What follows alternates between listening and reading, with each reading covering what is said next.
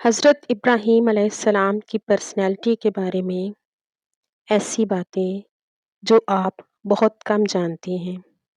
بسم اللہ الرحمن الرحیم۔ السلام علیکم ناظرین و سامعین۔ آپ نے حضرت ابراہیم کے متعلق کبھی ایک بات نوٹ کی؟ اللہ تعالیٰ نے قرآن پاک میں ان کی پرسنالٹی کے متعلق کافی کچھ بتایا ہے۔ مثلاً 2 جگہ تو یہ بتایا کہ وہ ایک بہت ہی نرم دل کے مالک تھے، ایک بہت پیار کرنے والی شخصیت اور ایک رحم دل انسان۔ سورہ توبہ اور سورہ ہود۔ لیکن اگر آپ میری طرح قرآن پاک کو اسٹڈی کر رہے ہیں تو آپ دیکھیں گے کہ قرآن پاک میں ان کی شخصیت کا ایک اور پہلو بھی نظر آتا ہے، ایک متجسس شخصیت، کیوریس پرسنالٹی۔ مثلاً کبھی وہ ستاروں کی طرف دیکھ کر سوچتے ہیں کہ شاید یہ میرا رب ہے، لیکن پھر اسے غروب ہوتا دیکھ کر اس سے پیچھے ہٹ جاتے ہیں۔ سورہ الانعام۔ پھر کبھی وہ چاند کو چمکتا دیکھ کر وہ اس کی طرف متوجہ ہوتے ہیں اور کہتے ہیں شاید میرا یہ رب ہے، لیکن وہ بھی غروب ہو جاتا ہے۔ سورہ الانعام۔ صرف یہاں تک ہی نہیں بلکہ جب وہ سورج کو نکلتا دیکھتے ہیں تو اس کے بارے میں بھی تجسس کا اظہار کرتے ہیں کہ یہ تو سب سے بڑا ہے، شاید یہ میرا رب ہے، لیکن بالآخر اسے بھی غروب ہوتا دیکھ کر اس سے پیچھے ہٹ جاتے ہیں۔ سورہ الانعام۔ ناظرین، آپ کچھ نوٹس کر رہے ہیں؟ ہی از پونڈرنگ، ہی از کیوریس۔ دلچسپ بات یہ ہے کہ نبوت کے بعد بھی ان کی کیوریسٹی، ان کا تجسس ختم نہیں ہوتا، بلکہ وہ اللہ تعالیٰ سے دعا کرتے ہیں کہ اے اللہ مجھے مردے زندہ ہوتے دیکھنے ہیں۔ سورہ البقرہ۔ اور اللہ تعالیٰ ان سے پوچھتے بھی ہیں کہ ابراہیم کیا تمہیں ایمان نہیں ہے؟ تو وہ آگے سے جواب دیتے ہیں ایمان تو ہے، لیکن اے اللہ میرے دل کو سکون آ جائے۔ سورہ البقرہ۔ اور پھر 4 پرندے ذبح کر کے پہاڑوں پر رکھنے والا واقعہ ہوتا ہے کہ جو زندہ ہو کر ان کے پاس بھاگتے چلے آتے ہیں۔ سورہ البقرہ۔ لیکن اپنے اس پیٹرن میں مجھے وہ سب سے خوبصورت بات نظر آ رہی ہے، وہ یہ کہ اللہ تعالیٰ نے کس طرح ان کے تجسس کو پورا کیا۔ ہم نے ابراہیم کو آسمانوں اور زمین کی مخلوقات دکھا دیں تاکہ اسے پورا یقین آ جائے۔ سورہ الانعام۔ سامعین، صرف 1 منٹ کے لیے امیجن کریں کہ انہوں نے کیا کیا مخلوقات دیکھ لی ہوں گی۔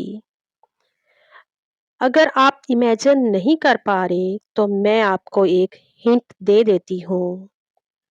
عبد الرحمن بن عائش ایک تابعی تھے۔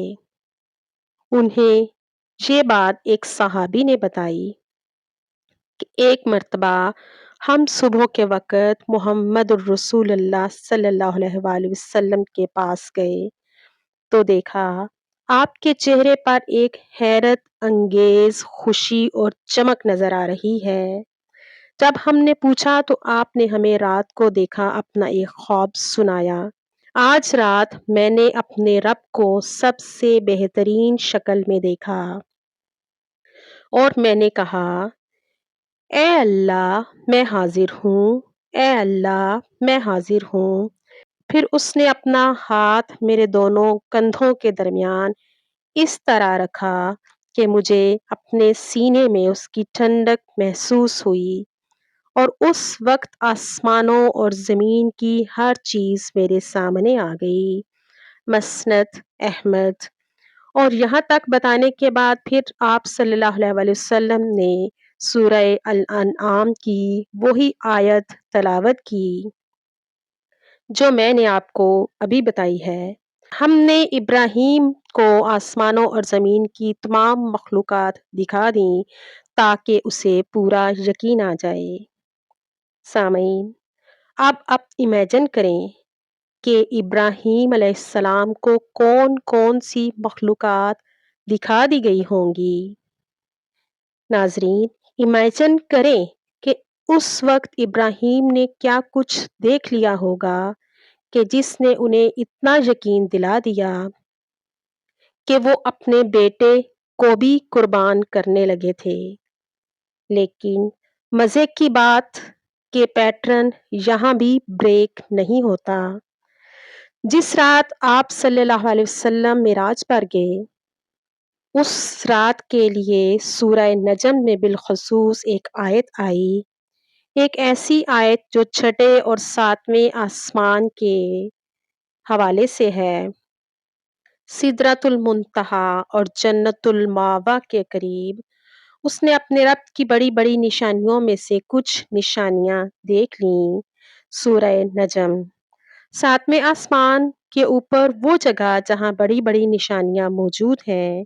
آپ صلی اللہ علیہ وسلم نے ایک اور شخص کو بھی دیکھا تھا، ایک ایسے نبی کہ جو نشانیوں کے بارے میں بہت متجسس ہوا کرتے تھے، یعنی حضرت ابراہیم علیہ السلام۔ لیکن دلچسپ بات تو یہ ہے کہ پیٹرن یہاں بھی بریک نہیں ہوتا۔ حضرت ابراہیم علیہ السلام کے بیٹھنے کے پوسچر پر غور کریں۔